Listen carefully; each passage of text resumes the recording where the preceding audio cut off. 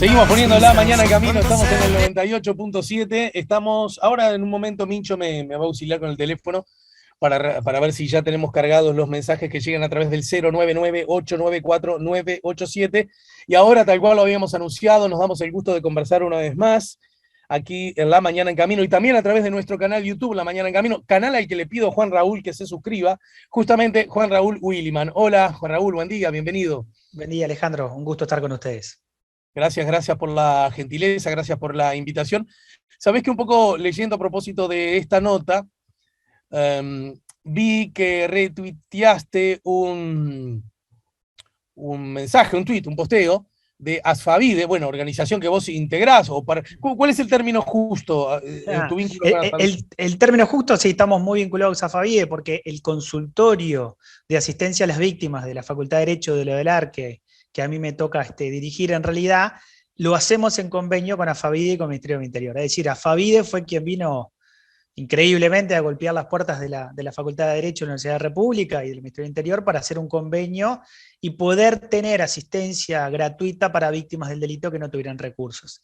Entonces Afavide realmente abrió un camino que la propia facultad no había abierto, porque tal vez habría que preguntarse por qué la facultad no se lo planteó primero. Y a veces son esas cosas de la propia sociedad civil que siente la necesidad en carne propia y que tiene las cosas más claras. Voy a decir algo que es así, a veces más claras que la academia, porque nosotros desde la Claro. academia miramos todo de un lugar muy teórico y a veces hay que estar ahí, en territorio, en campo. Y este es un excelente ejemplo. Y tenía razón Afavide, las consultas nunca Ah, qué bien. bajaron, solo suben. Qué bueno que se me ocurrió aludir a esto viendo un posteo tuyo, porque da cuenta de esta síntesis que vos es, que me parece perfecta. También, a ver, vamos a hacer psicología. Primero, porque hay Sí. algo que a mí me da siempre bronca, es conversar sobre temas en un medio de comunicación y advertir que el que pregunta y el que contesta saben de qué o de qué cosa están hablando, y parte del público no lo sabe. ¿Sabés qué? Ya de paso te lo digo a vos y a los oyentes, para quienes trabajo. Hace años yo trabajé en televisión abierta, y trabajé con un programa de entretenimiento, ¿no es cierto? Claro que Y, sí. y yo aprendí en ese contexto, a mí me ayudó mucho a hacer ese trabajo, porque aprendí en ese contexto algunas verdades que yo no sé si las hubiera aprendido del todo si no hubiera pasado por ahí, y tiene que ver con el productor argentino que decía, en televisión, cuando uno trabaja para público masivo, con productos masivos, la televisión es masiva, por lo tanto, todo lo que hace es para muchísimas personas, muy distintas entre sí todas, él decía, Es verdad. nunca, jamás hay que dar por sentado que toda la gente lo sabe todo, ni aún siquiera lo más obvio de lo obvio que te puede parecer a vos. Eso decía, ¿no? Es Y a así. mí me quedó eso bastante grabado digamos, en el disco duro, y por lo tanto voy a eso preguntándote, aunque implique llover sobre mojado y aunque resulte para vos una ingenuidad. Recordanos, ¿de qué hablamos cuando hablamos de Asfavide? Perfecto. AFAVI es la Asociación de Familiares de Víctimas de la Delincuencia, que en realidad cumple 10 años de existencia. Y es una asociación civil sin fines de lucro que originalmente unió a familiares de víctimas de delincuencia que habían perdido a sus familiares cercanos en hechos realmente violentos. Su fundadora y primer presidenta, Graciela Barrera, estuvo años golpeando puertas para poder acceder a determinados derechos fundamentales para las víctimas que obviamente ellos no tuvieron.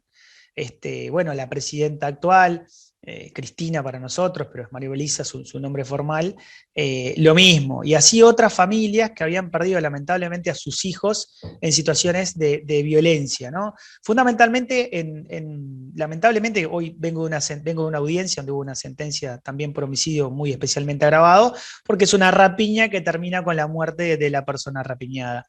Y esos familiares empezaron a luchar por derechos fundamentales, entre otras cosas, una pensión que le da el Estado para víctimas de delitos de esta naturaleza. Entonces lograron que niños, niñas y adolescentes que quedaban sin mamá o sin papá tuvieran una prestación del Estado en este tipo de situaciones, ¿no? Que era clave, porque estamos diciendo que no solo fallecía una persona con todo el dolor que eso traía, sino que fallecía muchas veces el proveedor de la familia, y esa familia quedaba en una situación realmente compleja.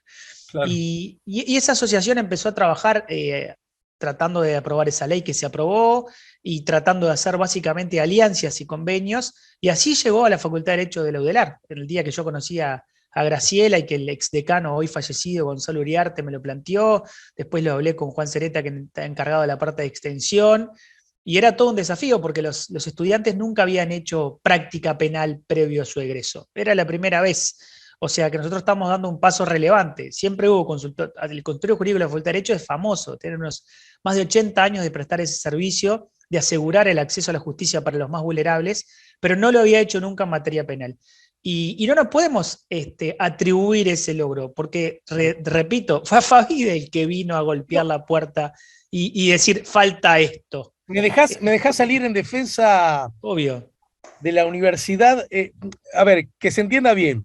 Si a mí me preguntan, a mí me hubiese gustado, hubiese preferido, me siento con mucha paz al decir esto, porque además yo no soy egresado de la universidad, ¿verdad? Por lo tanto, no, cuando ejerzo una mirada crítica o una mirada de defensa, no lo hago desde un lugar de particular pertenencia. En todo caso, una pertenencia de carácter republicano, ¿no es cierto? Claro, sin duda. Si me dan a elegir, creo, y me parece que estás apuntando a ese lugar, yo hubiese preferido que la propia universidad, la propia academia, el ejercicio de los intensos y satisfactorios vasos comunicantes con la sociedad, hubiesen sido suficientes para que la universidad se diera cuenta de la necesidad de. ¿Estamos de acuerdo? Sin duda. Es que es lo que uno debía esperar. Es lo esperable.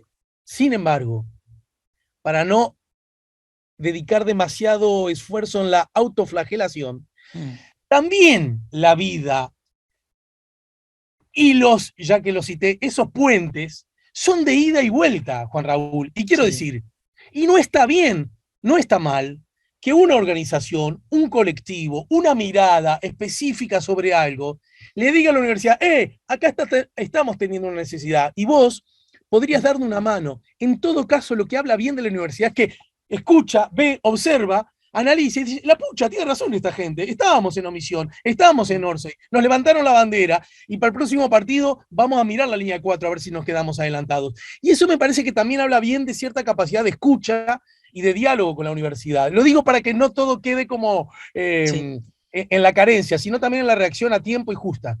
Sí, eso es así, y creo que todo el sistema, porque está incluido el Ministerio del Interior, en esto debería estar incluido la Fiscalía, el Poder Judicial, es decir, tuvimos años sin atender a las víctimas del delito, tuvimos muchos años relegándola a un lugar muy particular, o sea, básicamente para el sistema era un objeto de prueba, y lo digo con la crudeza que esto tiene, no importa si es un homicidio o un delito sexual, la víctima era básicamente un objeto de prueba, ya sea en un homicidio lo que la autopsia arrojara de datos importantes para determinar qué fue lo que pasó, y en una víctima de un delito sexual, ya sea lo que su psiquis y su cuerpo nos permitiera como elementos para poder atribuir responsabilidad.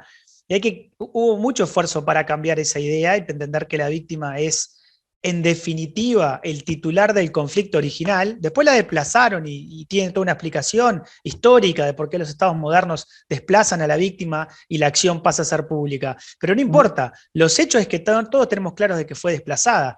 Y si fue desplazada, y hay razones para desplazarla, y hoy por lo pronto en Uruguay la acción es pública, el principio de oficialidad indica que es la Fiscalía la titular de la acción penal, no podíamos desconocerle esa particularidad. Es en definitiva la titular del conflicto originario, es quien vio lesionado su derecho que está siendo protegido en esa norma. Y no teníamos esa visión. Y hay que hacer el mea culpa a todos, básicamente. Y todos empezamos a transitar el camino de ver a las víctimas como realmente titulares de derechos fundamentales, lo que no pasaba en el Código del 80. Lo que no pasaba y no pasó nunca en el Código del 80, y también el nuevo paradigma, el nuevo sistema acusatorio colocó a la víctima en un lugar mejor. Pero ojo, te voy a dar un dato. No es que sea la panacea. El miércoles 4 a las 14:30 horas, ahora nomás, hay reunión del Gabinete Coordinador de Políticas de Víctimas y Testigos, un gabinete que está dispuesto por resolución presidencial, que tengo el honor y el gusto de integrar por la facultad y por AFAVIDE, donde se está discutiendo si lo que está regulado en el código es suficiente y donde intentamos, en la reunión del miércoles, entre otras cosas, avanzar en la regulación que tiene que ver con los derechos de las víctimas. Y eso pasa al 4, y eso da cuenta de que todos podemos darnos cuenta que estamos en falta, pero tampoco es que ahora nos quedamos quietos. Como dijiste vos, Alejandro, perfecto. Ahora que uno tiene plena conciencia, nos comimos esto, realmente hace mucho que esta gente viene peleando por sus derechos fundamentales, perfecto. Ahora, esto es perfectible también. Nadie dice que los pasos que dimos son suficientes, sino que hay que seguir dándolo. Y eso se hace, entre otras cosas, el miércoles. Bueno, qué oportuno que lo digas, porque entre otras cosas, yo lo decía más temprano, cito incluso un tuit tuyo, 2 años de vigencia del Código del Proceso Penal, debido proceso legal, participación de la víctima, reconocimiento de la dignidad humana, principio de inocencia, oficialidad, defensa técnica, publicidad, duración razonable, gratuidad, oralidad, inmediación, concentración e igualdad de las partes. Estás marcando, los principios que ¿verdad? regulan el sistema. Y ese tuit tiene 2 años, pero lo dejé fijo porque me parece muy simbólico. No, está bien, porque yo creo que interpela en el doble sentido, me parece, cuando vos dejás este tuit fijo. Corregime si le erro el bizcochazo, porque por un No. lado dice, mirá lo que teníamos, mirá lo que no teníamos y ahora empezamos a tener. Y a su vez, nos obliga, te obliga a vos como agente, actor, individuo, partícipe del sistema, pero nos obliga a todos, conforme somos una comunidad, a estar vigilantes acerca de si estos objetivos se están o no se están cumpliendo, ¿no? Sin duda. Sin duda, y por eso te decía que no es que uno se queda tranquilo porque el sistema acusatorio vino para quedarse y está todo bien. No. Estos 4, 5 años que estamos recorriendo, estamos hablando de 2017 a la fecha, son años que nos permiten revisar. Ahora, hay que revisar con una mirada objetiva, hay que revisar con eso que tú marcabas, hay que revisar diciendo que lo que hoy tenemos es mucho mejor de lo que teníamos. Yo creo que a nadie que conozca el sistema procesal penal puede caberle duda que este sistema es el que más se ajusta a nuestra propia Constitución, a lo que la propia Constitución regula, y que este sistema es mucho más garantista que el sistema anterior. Ahora, eso no significa que haya que hacer ajustes.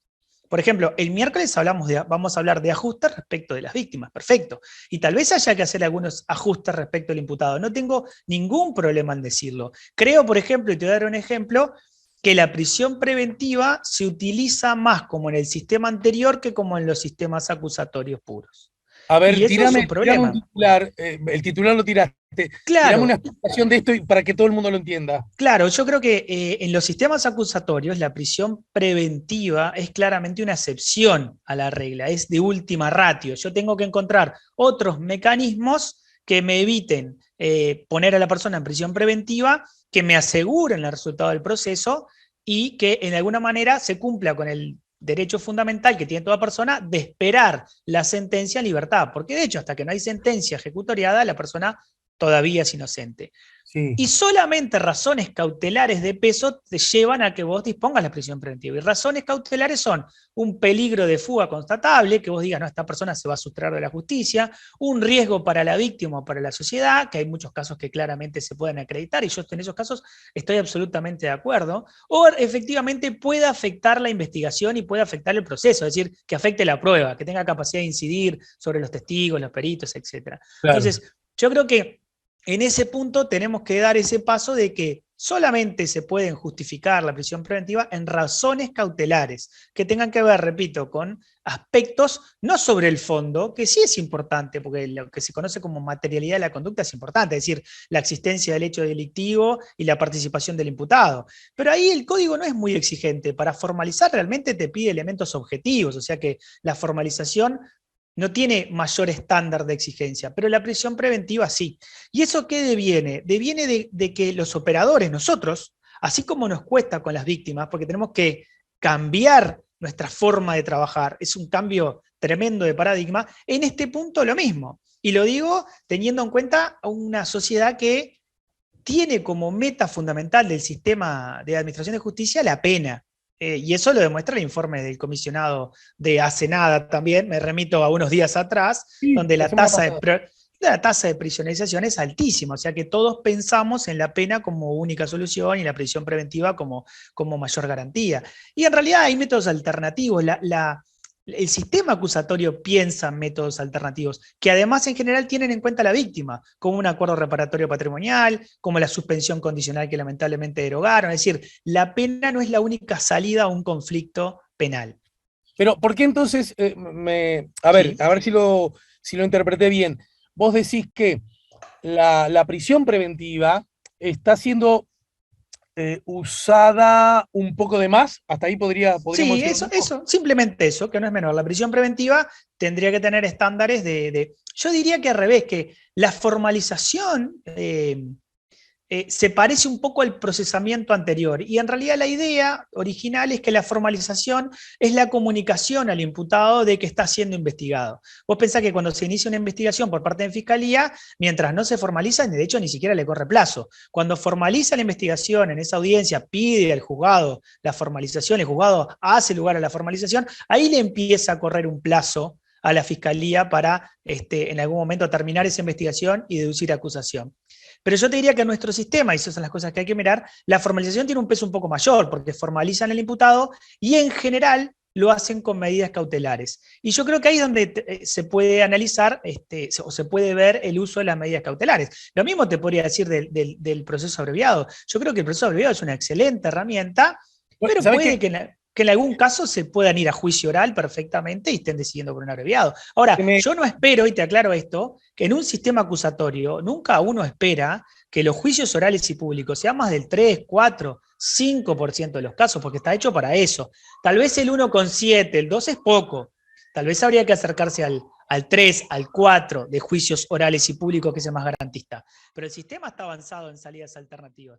El juicio abreviado, el juicio simplificado son juicios también en definitiva, pero también está el acuerdo reparatorio, y yo analizaría si efectivamente estuvo bien derogada la suspensión condicional del proceso, que existe en todos los sistemas acusatorios, que es el hecho de poner a prueba al imputado y realmente si cumple y se porta bien, dejarlo como primario, sin antecedentes y encontrar una salida al conflicto mucho más simple que la pura y dura aplicación de la pena. lo que pasa es que acá se mezcla el otro asunto. ¡Oh! ¿Qué Mm. lo tiró? Cuánto tema y cuánto poco tiempo. Porque me parece muy, como siempre, Juan Raúl, todo lo que decís, pero que me parece muy interesante. eh, Podríamos decir así, yo vivo con satisfacción que el sistema político, además en forma casi unánime, Mm. haya dado ese paso, un paso que casi absurdamente Uruguay no había dado, acerca de cambiar el paradigma a través del nuevo Código de Proceso Penal, ¿no es cierto? Y pasar al sistema Sí, acusatorio. ¿Estamos de sí, acuerdo? estamos, sí. Uruguay tenía un subrayado retroceso con relación al planeta, casi al planeta entero, ¿no? ¿Estamos de acuerdo también en eso? Sí, pues bueno, de hecho en América Latina estas reformas habían comenzado, nosotros éramos un ejemplo en materia de proceso civil, el CGP, el Código General del Proceso, era un ejemplo para Iberoamérica y sin embargo en el proceso penal estamos en el debe claramente. Ojo que estas reformas son de toda América Latina, algunos están más avanzados que otros, nosotros veníamos bien atrás, bien Bien. atrás.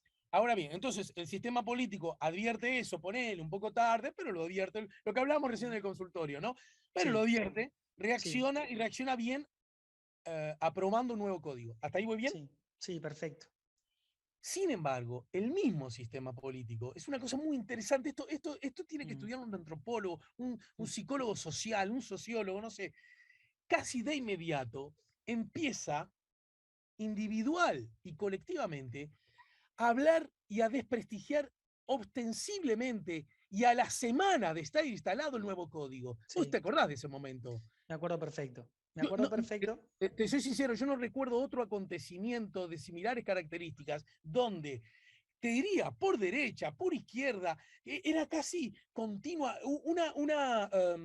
una obsesión por encontrar y justificar acciones que no encontraban respuesta en la sociedad y la sociedad las exigía, algo así como responsabilizar al nuevo código, el nuevo código que había sido aprobado por el mismo sistema político. Y de inmediato empiezan a hacer acciones que lejos de mi mirada, y de acuerdo a lo que aprendí de ustedes, lejos de fortalecerlo, empezaron como a debilitarlo, incluso a transformarle la esencia misma del asunto, la suspensión esta que vos Sí, hablabas, sí, que parecen acciones más destinadas a dejar tranquila al legítimo reclamo de la tribuna y no tanto a defender lo hecho porque Sí. lucía políticamente inadecuado. ¿Qué explicación da la academia de la jurisprudencia, de las leyes, de los abogados a propósito de estos hechos? No, en realidad es así. No tengo duda que los códigos son construcciones políticas y que el Parlamento responde a necesidades sociales de quienes representan, pero hay dos cosas que son clarísimas. La primera que decís es cierto. Efectivamente se le intentó incluso achacar el aumento de los delitos en algún momento de la impunidad al código. Nada más cerrado porque la incidencia que puede tener un código procesal penal en la seguridad pública es bajísima. De hecho, diría que al contrario, en materia de impunidad, la efectividad del sistema es mayor y eso lo acredita la tasa de prisionerización. Si yo tengo cada vez más personas recluidas, significa que tengo cada vez más condenas. Además, a diferencia del sistema anterior, hoy en día las personas privadas de libertad lo están con condena y no con prisión preventiva. El altísimo porcentaje son con condena. Entonces, en definitiva, duró muy poco. Ahora, yo creo que ahí el sistema confundió, porque el sistema político, digo, porque este cambio de paradigma, este cambio del sistema inquisitivo, del sistema acusatorio, no solo requiere de una norma que regule un nuevo sistema, requiere de recursos humanos, materiales y logísticos. Entonces, ponerse a tocar el código, que repito, es perfectible en un montón de aspectos, pero no al grito, como pasó cuando le dieron potestades al juez para introducir prueba, porque en un caso hubo un problema o eliminaron la suspensión condicional del proceso, como tú decís, porque un fiscal decidió hacerle hacer tortas fritas a un imputado. Eso se acuerda todo el mundo. Entonces, si yo voy al grito, a cobrar al grito de la tribuna, a hacer modificaciones en función de un caso en Ciudad de la Costa donde no se aportó la pericia balística, un caso donde un fiscal decidió, y no sé si estaba mal lo que decidió, quisiera tortas fritas para todo un merendero, etcétera. Si en esos casos vas a tocar el código por eso, me parece que es no entender que el sistema necesita tiempo, pero además no entender otra cosa que es clave. Necesita recursos humanos, recursos materiales y económicos y logísticos. Y lo necesitan todos. Lo necesita la Fiscalía, lo necesita el Poder Judicial, lo necesita la Defensa Pública. Los necesita. Capaz que las personas creen que la Fiscalía debe tener 3.000, 4.000 funcionarios trabajando. Son 600. Bueno, esto lo comentó el otro día el fiscal de corte, ¿no? Gómez, Juan Gómez, lo comentó y lo hizo público porque le llamaba la atención cómo la gente creía que estaba frente a una organización de 3.000, 4.000 funcionarios y advertía que no, que eran 600 y que eventualmente no tienen casi administrativos, que un fiscal titular con suerte tiene 2 adjuntos o 1 y un montón de causas atrás. Y la defensa pública podrá hacer la misma crítica. La defensa pública podrá plantear que está con cientos de causas y con recursos humanos, materiales y logísticos precarios. Y las defensas particulares dirán lo suyo respecto de la preparación, formación y el tiempo que tuvieron. El Poder Judicial respecto de las salas de audiencias, de los tiempos. O sea, el problema también es presupuestal. Si para mí, o sea, si para el sistema político la justicia es una prioridad, bueno, eso también se debería ver reflejado en el presupuesto, porque repito, los recursos humanos, materiales y logísticos hacen también al sistema. Hay una reforma que es legal, la reforma que tiene que ver con las normas, y hay otra reforma que tiene que ver con la reforma de las instituciones. ¿Qué fiscalía quiero? ¿Qué defensa pública quiero? Y eso incluso tiene que ver con decisiones políticas muy importantes. ¿Cómo quiero que sea la fiscalía? ¿Un servicio centralizado como es ahora? ¿Cómo quiero que sea la defensa pública? ¿Quiero una defensa pública autónoma o que dependa del Poder Judicial? Bueno, ahí entra la discusión. ¿Será necesario la creación de un Ministerio de Justicia que analice todos estos temas, que tenga el tema penitenciario dentro de su agenda y no dentro del Ministerio del Interior? ¿Tenemos que dividir la policía que reprime de la que investiga? ¿Tenemos que dividir quienes se encargan de los establecimientos de reclusión, si son para rehabilitar y no solamente para evitar que se fuguen? ¿Puedo distinguir funcionarios que se dedican a la rehabilitación y otros que evitan que se fuguen y a la seguridad? Y esas discusiones son muchas técnicas y obviamente que requieren asesoramiento técnico, pero las decisiones son políticas. Bien. Son Te propongo decisiones... ir a... Sí, Sí. termina el concepto, No, por favor. son decisiones de política criminal, pero la palabra es política, de política criminal, y después no hay que asustarse. Si hay un Ministerio de Justicia, son decisiones políticas que tienen que ver con la justicia, pero que obviamente hace a que se tenga que escuchar a los operadores en primer lugar para tomar las decisiones adecuadas. omití decir en el arranque que, si bien aludí a un tuit que vos reprodujiste, retuiteaste, que lleva como título una frase de Paulo Freire: no somos seres de adaptación, somos seres de transformación. Y por supuesto, sin haberlo previsto, resulta que esta charla la estamos teniendo hoy, 2 de mayo, el 2 de mayo de 1997, justamente moría Paulo Freire, el filósofo y pedagogo brasileño a quien vos citabas. Te propongo ir a una brevísima tanda, Juan Raúl. Claro. Puede ser, porque al regreso me gustaría, bueno, por lo pronto, que trataras de sintetizar, yo no sé qué tanto eso es posible, en dónde estamos parados con el asunto de la Operación Océano, ¿verdad? Soy de los que sostiene que una cosa son los tiempos, los ritmos y las lógicas judiciales, Claro. y otros, y casi nunca son iguales, los tiempos, los ritmos y las lógicas mediáticas.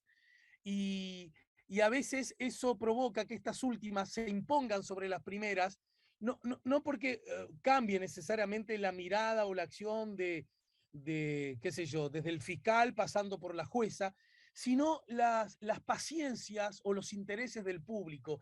Y eso es algo que desde una mirada republicana hay que saber manejar, ¿no es cierto? Es un tema que a mí me obsesiona bastante y sobre el cual no tengo por ahora una mirada muy optimista. Eso por un lado, quiero que me cuentes dónde estamos parados. También es inevitable que te pregunte acerca del caso Lola, porque vinieron los papás de Lola, ¿verdad? Volvieron a hablar con los medios, volvieron a hablar con el fiscal de corte. Vos representás a esa familia, ¿no es cierto? En el juicio, algún comentario sobre eso. Pero antes de todo eso, ¿por qué cuando hay un arreglo entre el imputado y la fiscalía, goza de tan mala prensa, tiene aparente tanto mal prestigio, generando la idea de que de ese modo gana la impunidad y no la justicia? ¿Apoyado en qué lógica está esa aseveración que uno suele escuchar y que tengo la sensación que es la que gana en general, gana la aceptación del público? ¿Lo vemos luego de la pausa? Perfecto. Está con nosotros el estimadísimo doctor, el abogado, el docente, el investigador, Juan Raúl Williman. Pone la mañana en camino. Estamos poniendo la mañana en camino. Yo quiero decirles que cuando no estamos en tanda, cuando estamos en tanda, cuando no estamos al aire, la charla con Juan Raúl continúa igual, y además continúa en los mismos términos. No es que, nos decimos cosas que los demás no pueden escuchar perfectamente, podríamos seguir conversando. Te prometí abordar otros temas, pero antes nos quedó pendiente por qué el juicio abreviado, de alguna manera, uno advierte, yo qué sé, yo advierto, a lo mejor lo advierto en forma equivocada o exagerada, goza como de tan mala prensa. Algo insinuaste vos, ¿verdad? Este sistema provoca que la inmensa mayoría de los casos no van a juicio oral y público, que va un porcentaje muy pequeño en cualquier sitio, aún en aquellos donde este tipo de sistema, ¿verdad? El sistema acusatorio hace mucho tiempo que viene funcionando, por lo tanto viene bien aceitado, aún así. Pero también, para decirlo todo, y vos mismo lo dijiste sin que nadie te lo pregunte, sin embargo, en Uruguay el porcentaje de juicios que van al ámbito público es como, si bien en aquel caso sigue siendo bajo, en este caso es subrayadamente más bajo, entonces merece que nos hagamos preguntas. Y yo veo que a la hora de hacernos preguntas están, por decir, la barra que vive como una buena noticia la instalación del código, y la barra que siempre aprovecha a caerle por la cabeza al código y que insiste como diciendo, ven que es una porquería, mirá la cantidad de juicios abreviados. ¿Dónde nos paramos? No le pido al abogado, le pido al docente que nos lo explique. Está perfecto. Es realmente llamativo porque hay dos barras. Los punitivistas van a decir reclaman cosas distintas. Sí, atacan al mismo sistema y al proceso abreviado, que efectivamente goza de mala fama y no necesariamente es así.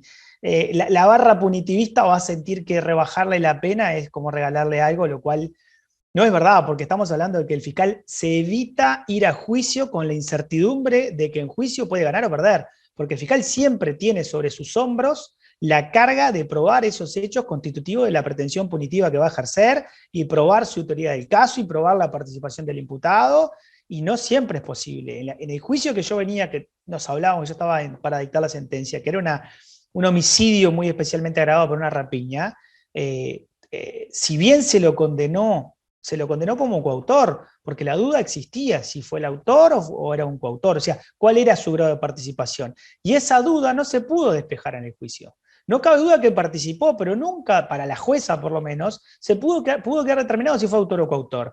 Ese riesgo lo vas a correr siempre, porque vos sabés cuáles son tus evidencias, pero esas evidencias se van a convertir en prueba y vos no sabés cuánto van a rendir hasta que no estés ahí, en juicio. Entonces, esa pregunta, esa duda, la Fiscalía se la tiene que plantear. Y cuando hace un abreviado, asegura la condena, con todo un par de ventajas relativas al abreviado. La primera es la asunción de responsabilidad del imputado. O sea, el imputado se ubica asumiendo su responsabilidad y aceptando el abreviado. Claro, por el otro lado vas a tener la barra que dice que el imputado negocia en pésimas condiciones y que no entiende. Bueno, hay que asegurarse que el imputado... La barra de los garantistas. Claro, sí, los garantistas en vez de los punitistas van a ir por el lado de que si el imputado realmente entiende lo que le están explicando, entiende que el juicio oral y público es una garantía que él tiene y que si quiere la puede usar, y que puede decir que no al abreviado, y que si dice que no al abreviado no pasa nada y se va a juicio, y la Fiscalía tendrá que hacer su trabajo y la defensa el suyo.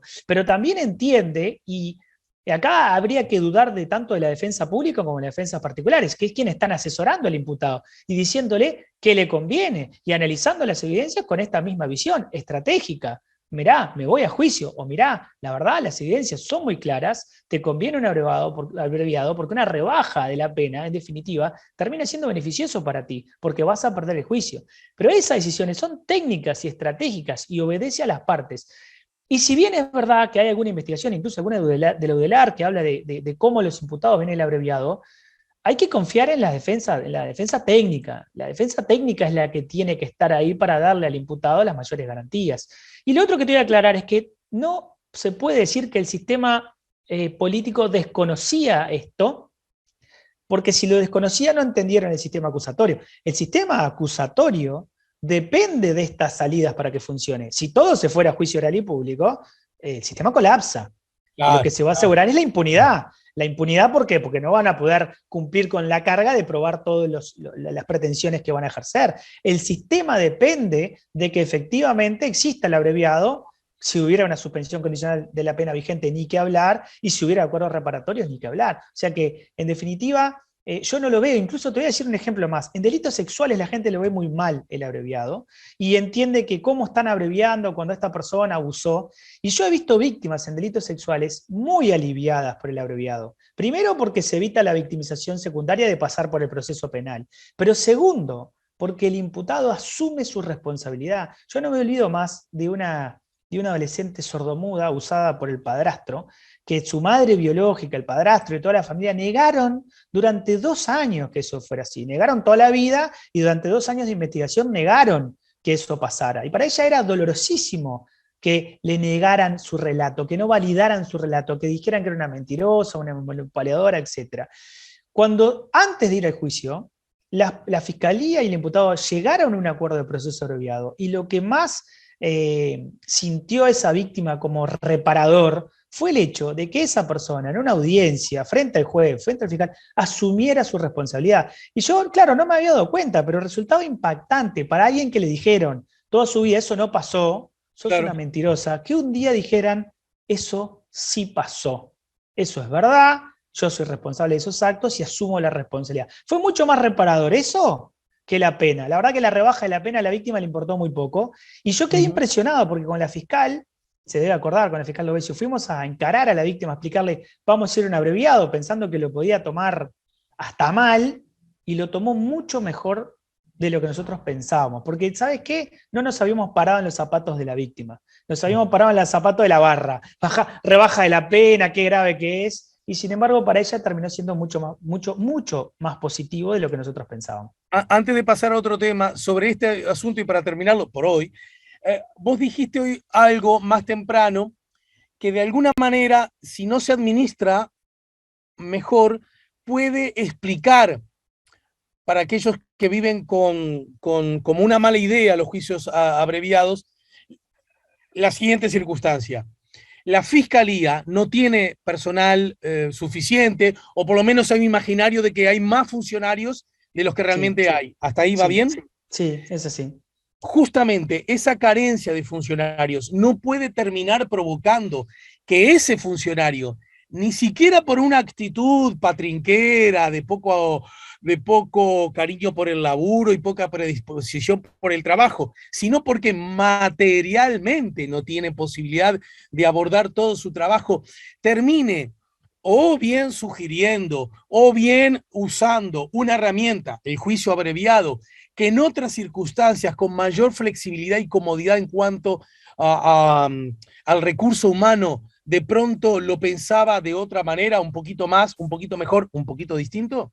Sí, puede ser, porque de hecho puede ser hasta inconsciente, porque él tiene un objetivo y tiene que ser eficaz y tiene que asegurarse que no haya impunidad. Entonces, en ese razonamiento, donde tiene que lograr hacer su trabajo de forma eficaz, lograr que los hechos delictivos se aclaren, pero después que se aclaran, lograr la eficacia de la condena, seguro que eso lo tiene en cuenta. Su capacidad de trabajo la tiene en cuenta, el consultorio la tiene en cuenta.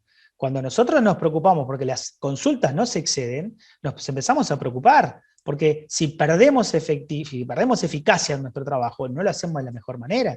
Y eso depende de los recursos humanos, materiales y económicos con los que contamos.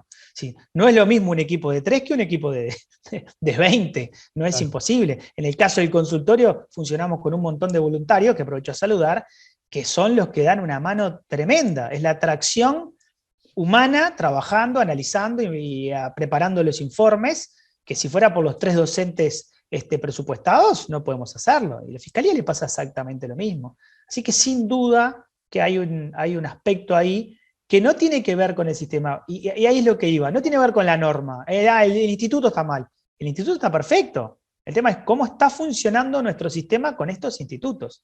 Y ahí hay que pensar en estas organizaciones que yo te decía. Fiscalía, Defensoría Pública, Poder Judicial, Defensorías de Víctimas. Bueno, ¿cómo estamos desde ese punto de vista? Uh-huh. Bien, pero en todo caso, urge cambiar esa circunstancia para que ese reproche, porque por algo estamos más bajo que el promedio, ¿verdad? De Sí, casos estamos más bajo. abreviados.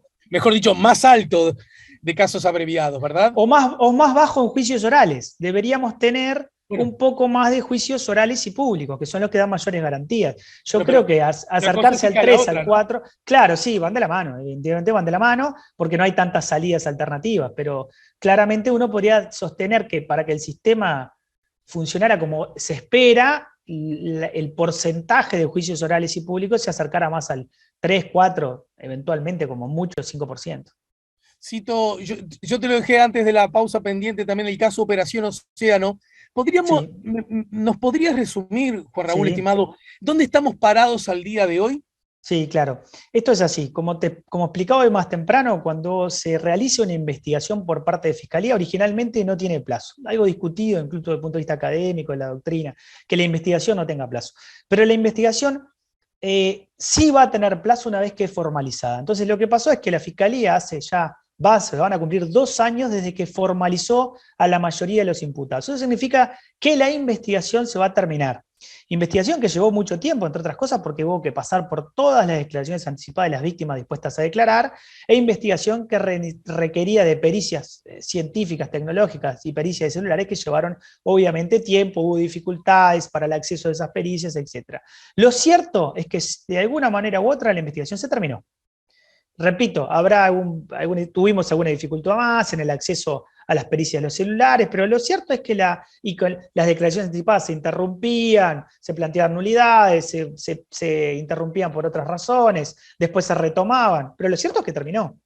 Lo cierto es que hoy llega el plazo donde la Fiscalía tiene que tomar una serie de decisiones que nos involucra, como defensa de la víctima nos involucra, que tiene que decidir en ese enorme número de imputados qué hace con cada uno de estas vías de las que estamos hablando. Entonces, la Fiscalía ya analizó determinados casos donde seguramente pida el sobreseimiento, esto es, no los va a acusar, porque entiende que en esta etapa de investigación no encontró las evidencias que le permitan ir a un juicio y lograr una condena, que es lo que tiene que hacer la Fiscalía, analizar eso. Hay otros que decidió que tiene las evidencias y que está para irse a juicio, pero estará analizando si corresponde en ese caso un juicio oral y público de los que da más garantías, o esto se puede resolver perfectamente con un abreviado, y otros casos donde claramente va a decidir ir a juicio oral y público. ¿Por qué nos involucra como defensa de las víctimas? Bueno, porque si pide el sobreseimiento de un imputado que nosotros representamos a la víctima, nosotros podríamos oponernos al sobreseimiento. Pero bueno, en principio eso lo está analizando Fiscalía, nosotros haremos el mismo análisis y si coincidimos no vamos a tener ningún problema y nosotros no nos vamos a oponer a nada técnicamente y bueno, veremos en todo caso cómo sigue, con cuáles, a quién se le pedirá el sobreseimiento, cuáles irán a proceso abreviado y cuál a juicio oral y público. Ya igual, eso ya lo vi, hasta las noticias lo vi, que el observador ya decía, hay 4 o 5 sobreseimientos, hay abreviados. Yo no me apuraría tanto. Yo lo que quiero decir es, eso es lo que está pasando ahora, pero por ejemplo, como acabamos de explicar, decir hay tantos abreviados es un error, porque el abreviado depende del acuerdo al que arribe en la Fiscalía el imputado y su defensa. O sea que hasta que no esté arreglado no podemos hablar de que hay tantos abreviados. Y los sobreseimientos que pueda estar analizando la Fiscalía los tiene que solicitar. Bueno, ahí la prensa siempre sale como a dar la primicia, pero en realidad es lo que está trabajando la Fiscalía en estos días. Muchos abogados fuimos convocados a analizar esto, defensa de los imputados, están hablando con la Fiscalía, defensa de las víctimas, están hablando con la Fiscalía. Es el proceso actual, porque hay plazo, y es mayo. Son estos primeros días de mayo donde necesariamente se van a tomar esas decisiones. Entonces sabremos en breve, con claridad, a quién se le pide un sobreseimiento, quién en todo caso aceptó un abreviado y quién en definitiva se fue a juicio oral y público, donde ahí hay 2 caminos, o la condena o la absolución. Entonces, para que la gente lo tenga claro, aún a pesar de que, como acabas de decir, hay un plazo que vence, y vence en este mes, ¿no es cierto? Sí, sí, es así. Aún no se sabe ni cuántos van a ser sobreseídos, ni cuántos van a ir a juicio, ni cuántos obtendrán un juicio abreviado. En todo caso, si eso se maneja desde el punto de vista mediático, son especulaciones que, entre otras cosas, también uno tiene la obligación de, mejor dicho, Sí, claro. tiene derecho a pensarlo, formarán parte también especulaciones que serán hijas de intereses que dependerán de qué actores en el asunto de todo esto. Es así y yo creo que cuando el análisis esté terminado tendremos, sin ninguna duda, ya no en la órbita de la especulación, sino realmente cuántos sobreseimientos pidió Fiscalía, cuántos procesos abreviados logró concretar y cuántas acusaciones realizó para irse a un juicio oral y público. Y no hay que especular, hay que esperar unos días nomás, básicamente. Bien, lo que sí podríamos decir, me permito sugerirlo, es que Sí. seguramente va a haber un número de sobreseimientos, un número de acusaciones y un número de juicios abreviados. Sin duda, eso es lo normal, eso es lo esperable. Lo esperable es que cuando uno termina la investigación después de 2 años, se siente y analice, diga, bueno, esto es el cuadro de evidencias que tengo. Y hay que hacer un análisis uno por uno, imputado por imputado. Y ese análisis de la evidencia te va a indicar dónde estás y qué es lo que puedes hacer. Porque después que formalizás la investigación tiene realmente plazo. Y después que pasaron los 2 años, o deducís acusación o tomás uno de estos caminos. Ahí está bien clarito. Juan Raúl, vos como profe y como abogado, sabés que en los sistemas democráticos, en las repúblicas, hay como siempre 2 grandes tensiones en puja. Por un lado, si hablamos de un sistema democrático, un Estado de Derecho, las más absolutas y plenas garantías a todos los imputados, cualquiera haya sido el crimen potencial que estos hayan cometido. Hasta ahí vamos bien, ¿verdad? 100% de acuerdo. Y ese es un asunto sobre el cual todos, sin excepción, debemos pelear, porque justamente forma parte de este sistema que hasta ahora hemos abrazado como el que más preferimos, que tiene que ver con el Estado de Derecho, ¿no? Sin duda, sin duda. Y además porque no hace tanto que lo perdimos y nos costó tan caro, ¿no es cierto? Sí, sí, y uno ya sabe lo que duele, sin duda. Más allá hay que de cuidarlo. que si el imputado, nosotros tenemos la convicción de que es culpable, etcétera, etcétera. Pero también es cierto que los sistemas sociales, económicos, políticos, se aseguran, dan herramientas históricas para que el poder en sus más disímiles formas se guarde siempre zonas de lo que podríamos llamar perpetua impunidad, generando circunstancias que, aunque no sean explícitas, terminan funcionando casi como hijas de contextos culturales, ¿verdad? Y en ese sentido me atrevo a incluir lo que podríamos llamar a grandes rasgos los delitos o distintas formas de delitos o abuso sexual. General, quienes cometen esos abusos, quienes perpetúan esos delitos, son personas o representan personas o sectores que siempre históricamente han estado vinculados al poder. Cuando hablo del poder, no estoy hablando de quién ganó la última elección necesariamente. También estamos de acuerdo en eso, ¿no? ¿En qué medida nosotros, en el caso de Operación Océano, vamos a y tantas otras circunstancias que están arriba de la mesa en estos temas, vamos a poder ser justos teniendo en cuenta los dos extremos? Estos siempre se les arreglan para salir con la suya y en definitiva que el delito no sea observado como tal y que la víctima sea revictimizada una y mil veces, generando una pereza casi lógica y entendible de llevar a los estrados judiciales un acto de injusticia, de ilegalidad o de crimen. O por el otro lado, como estas son una manga de violadores, se la vamos a dar para que tengan, aún incluso violando su derecho a un juicio justo. ¿Dónde estamos parados desde ese lugar, abogado? Bien.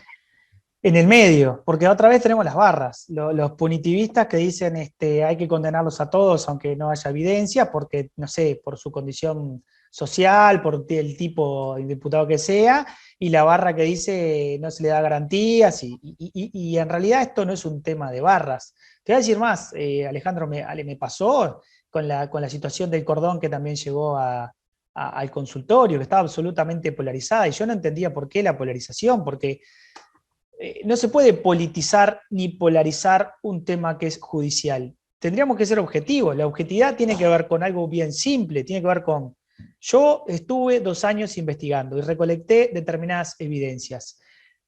Y despojado de cualquier ideología política, de cualquier ideología personal, que es difícil, porque todos somos personas y todos tenemos nuestras opiniones, pero con la mayor objetividad posible, hay que analizar en este y en todos los casos si existen evidencias de la comisión, de la existencia del delito y de la participación del imputado.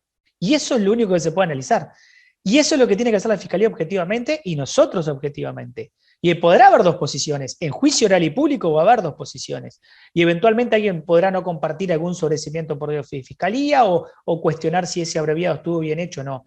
Pero lo importante es que el operador que lo haga, lo hace con la mayor absoluta responsabilidad, objetividad y conciencia. Si me voy a juicio oral y público en este caso es porque estoy convencido de la responsabilidad del imputado y que cuento con las evidencias que van a ser prueba y que van a lograr la condena. Si gano o pierdo es otro problema, pero fui con esa convicción.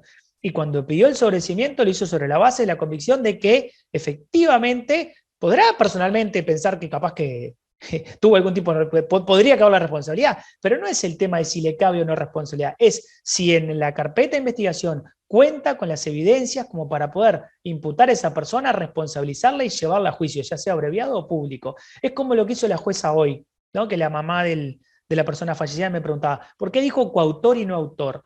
Porque la jueza no pudo determinar, más allá de toda duda razonable, si era el que había disparado. Sí pudo determinar que era uno de los 4 copartícipes, sí pudo determinar que estuvo ahí, sí pudo determinar que había un arma, sí pudo determinar que tu hijo falleció como consecuencia de esa arma, pero nunca se pudo determinar quién la disparó.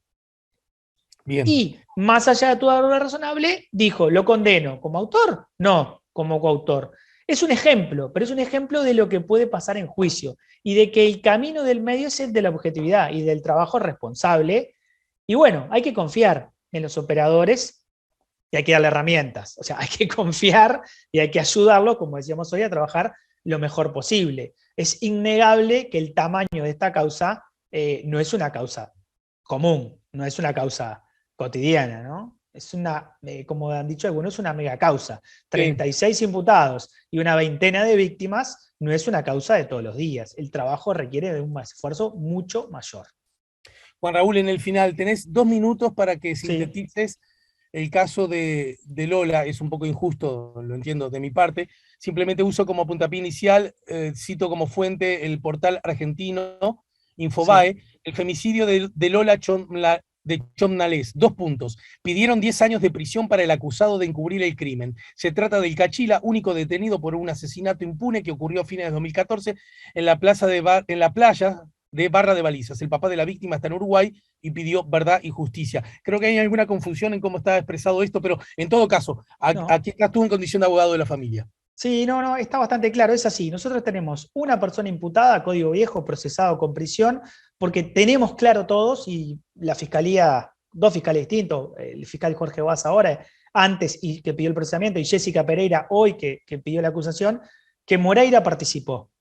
El tema es qué grado de participación tuvo, claro, justo como el ejemplo que ponía. Entonces, el fiscal Vaz sostenía que podía ser autor o coautor, y la fiscal Pereira sostiene que están cubriendo, que estuvo ahí, que tiene información y que no la aporta. Entonces le pidió una condena de 10 años por encubrimiento. Entonces los papás, por una de las razones por las que venían a Uruguay ese día, era para hablar con el fiscal de corte y con la fiscal Pereira, para entender por qué el encubrimiento y por qué la fiscalía entendía que tenía más elementos para ir por encubrimiento que por autor o coautor o cómplice del homicidio, con una pena alta igual que son unos 10 años. Y eso demostraba para los papás que obviamente hay más partícipes, hay efectivamente un autor y un coautor, dos por lo menos, que todavía no han sido encontrados, y lo que viene es a pedirle a la fiscal y a la justicia es que esta investigación no cese, que porque se condene a Moreira, vamos a suponer que efectivamente tenemos la suerte, porque nosotros estamos convencidos que Moreira estuvo ahí, ¿no? De que efectivamente Moreira termine condenado, que me parece que le corresponde la condena en el caso Moreira. Lo que no puede pasar es que esa condena haga que el sistema de justicia nacional se pare ahí y diga, bueno, hay un condenado por el homicidio de claro. Lola. No. Lo que dicen los padres es, a mí me interesa toda la verdad, no una parte de la verdad. Tengo una parte de la verdad, tengo una parte, pude reconstruir una parte de lo que le pasó a mi hija el día que falleció, pero me falta uno o dos copartícipes, que hay elementos para seguirlos investigando, y lo que se le vino a exigir a la justicia y la reunión con el fiscal tenía que ver con eso, y están en todo su derecho, ¿no? De reclamarlo, de exigirlo y de que esta investigación siga el tiempo que tenga que seguir. Bien, gracias. Te agradezco mucho. Un simple comentario. La barra punitivista, llamémosle así, es tan complejo el asunto que es curioso, porque la barra punitivista es muy punitivista cuando se trata de determinados delitos sí. que afectan a determinada parte del público de la sociedad, y sí. curiosamente no tan es bastante liberal y justificadora de ciertas conductas cuando se trata de otro tipo de delitos que en general implican a otro sector social, económico y cultural de la sociedad. Es una buena observación. No te quiero involucrar, pero esa es una observación que hago yo. Te abrazo, te agradezco y te lo digo al aire, violando cualquier norma del debido recato, ¿no? Del debido proceso. Creo que vamos a tener que hablar contigo, creo que vamos a tener que hablar con Cereta para ver si no le encontramos una forma para que acciones que protagoniza el consultorio no deberían estar asiduamente en este programa, generando también ciudadanía desde ese lugar. Me parece bien. Bueno, un placer estar con ustedes, como siempre. Gracias, Juan Raúl. Abrazo grande. Juan Raúl Williman, un capo, un crack, un fenómeno, nos acaba de ayudar a poner la mañana en camino. Hoy es el Día Internacional contra el Acoso Escolar, contra el bullying. Hablamos de eso luego de la pausa.